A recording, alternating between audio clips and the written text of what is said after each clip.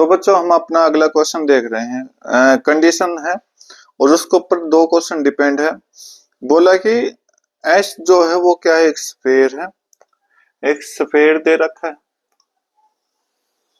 ठीक है, 3D image है।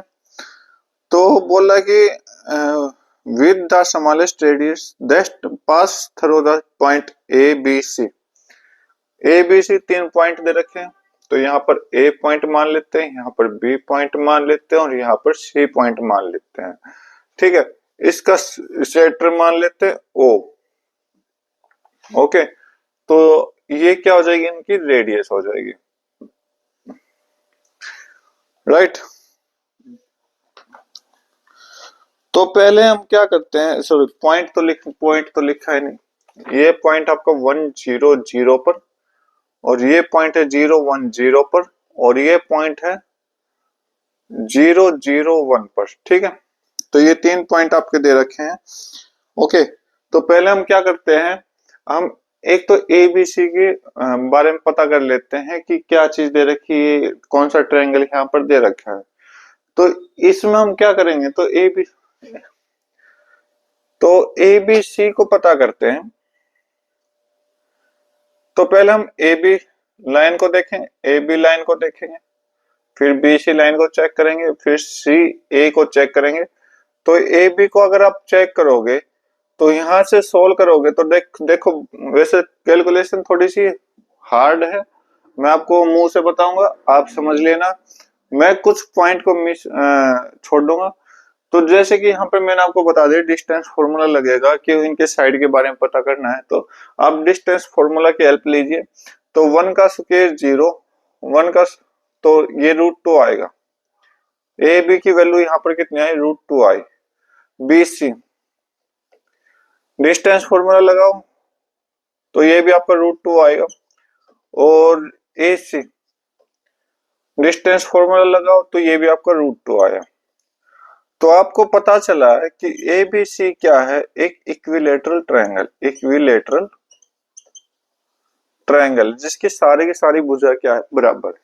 ओके, तो ये चीज हमने पता कर ली और यहाँ पर हमने एक चीज और देख रहे हैं, O A is equal to O C is equal to O B, क्या है, रेडियस है, रेडियस है। ओ आपका सेंटर है, ए बी सी पॉइंट है स्फीयर के ऊपर, ठीक है। और बाकी और कुछ नहीं है। बाकी हम क्वेश्चन पे चलते हैं, क्वेश्चन क्या दे रहा है। तो रेडियस ऑफ एस निकालना, मतलब इस पूरे स्फीयर का हमें क्या निकालना, रेडियस निकालना। तो ये आपको क्वेश्चन नंबर 53 है। रेडियस मतलब आर निकालना, आर क्या होगा, मतलब ओ ए ओ सी और ओ बी की वैल्यू हमें निकाल के दिखानी है। ओके, तो अच्छा क्वेश्चन है, राइट। तो सेंटर हम मान लेते हैं, पहले सेंटर मान लेते हैं ओ को, ओ को हम लेट कर लेते हैं कि ये आपका क्या है, एच के एल है। तो यहां पर इस पॉइंट को हम मान लेते हैं एच के एल, ठीक है। यहां पर इस पॉइंट को क्या मान लेते हैं, एच के एल मान लेते हैं। तो ये रेडियस है, ये भी रेडियस है, ये भी रेडियस है। आप किसी तरफ भी चले जाओ तो हमें एच के एल की वैल्यू कहीं ना कहीं से चाहिए। चलो फिर से डिस्टेंस फॉर्मूला लगाओ। तो ओ ए, अगर हम ओ ए निकालेंगे तो h - 1 का स्क्वायर, ओके। ओ ए आपका क्या है, रेडियस, तो रेडियस डिस्टेंस फॉर्मूला लगाएंगे, ठीक है। ओके, h - 1 का स्क्वायर, k - 0 मतलब plus k square plus l square, ठीक है। ओ भी अगर हम चेक करें, ये भी तो आपका क्या है, r स्क्वायर है। तो r स्क्वायर है तो हम क्या करेंगे, h का स्क्वायर प्लस k - 1 का होल स्क्वायर प्लस l का स्क्वायर, ठीक है। ओ सी, ये भी r का स्क्वायर है, तो ओ सी आप चेक करोगे तो h square plus k square plus l - 1 का क्या है, कंप्लीट स्क्वायर है। तो बच्चों अभी हमने क्वेश्चन कोई सॉल्व नहीं किया, अभी हम स्टार्ट मतलब हर एक को निकाल रहे हैं वैल्यू, ठीक है। अब हम क्या करेंगे, अब ये देखोगे आप, ये तीनों इक्वेशन क्या है, रेडियस है। तो इन तीनों को कंपेयर करते हैं, तो कंपेयर करेंगे तो कहीं ना कहीं एच के और एल की वैल्यू हमें आएगी। ठीक है, तो पहले हम ओ ए और ओ बी को इक्वल रखते हैं, ओ ए और ओ बी को इक्वल रखते हैं, दोनों रेडियस स्क्वायर हैं।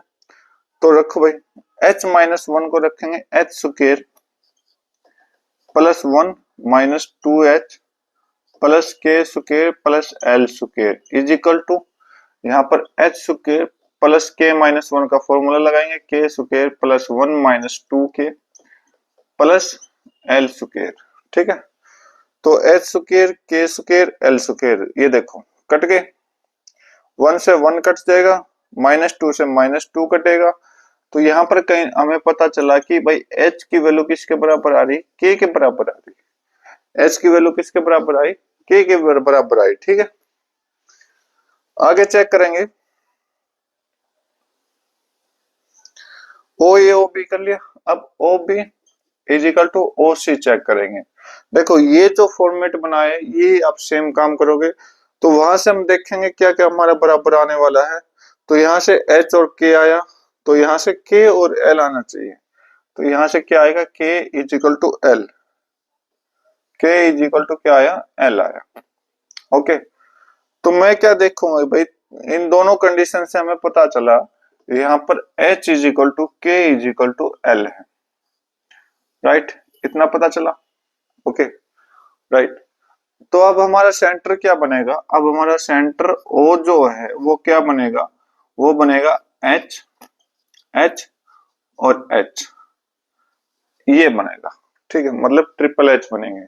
अगर ट्रिपल H बना यहाँ पर क्या बना, ट्रिपल H बना, तो सेंटर की इक्वेशन क्या कहती है, तो इक्वेशन लिखेंगे सेंटर की कि x plus Y plus Z किसके बराबर होना चाहिए, वन के बराबर। तो यहाँ पर हम देखेंगे h plus h is equal to one के बराबर। तो यहाँ से h की वैल्यू आएगी three, h is equal to one, h की वैल्यू क्या आई, वन बाई थ्री आई, h की वैल्यू क्या आई, वन बाई थ्री आई। ठीक है, राइट। और यहाँ पर अब देखो कि अगर h की वैल्यू वन बाई थ्री है तो k की भी वैल्यू यही आएगी और l की वैल्यू भी यही आएगी। ठीक है, क्लियर। तो उम्मीद करता हूं आपको यहां तक समझ आया होगा। तो हमें क्या निकालना, अब रेडियस निकालना, रेडियस स्क्वायर। तो किसी भी एक इक्वेशन को उठाइए और पुट करिए, वहां पे वैल्यू पुट करेंगे आपका आंसर आ जाएगा। तो ऊपर वाली उठा रहा हूं मैं, तो यहाँ पर वन इक्वेशन, यहाँ पर टू, यहाँ पर थ्री। तो फर्स्ट इक्वेशन से ले रहा हूं मैं, तो h माइनस वन, h की वैल्यू क्या है, one by three minus one का होल स्क्वायर प्लस k का स्क्वायर मतलब वन बाई थ्री का square plus one by three L का स्क्वायर वन बाई थ्री का स्क्वायर। करिए सॉल्व, तो ये आपका कितना हो जाएगा, माइनस टू बाई थ्री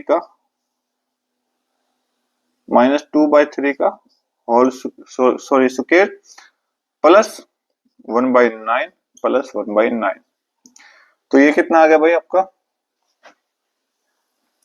ये कितना आ गया भाई, माइनस टू बाई थ्री का स्क्वायर, तो फोर बाई आर की जो वैल्यू, आर स्क्वायर की जो वैल्यू होगी वो कितनी आएगी, four by nine plus two by nine. आगे सोल्व करोगे तो ये आपका सिक्स बाई नाइन आएगी, आगे सोल्व करोगे तो ये आपका कितना है, सिक्स बाई नाइन। तो कट करोगे ये आपका कितना हो जाएगा, टू बाई थ्री। तो आर स्क्वायर की वैल्यू कितनी आई, टू बाई थ्री।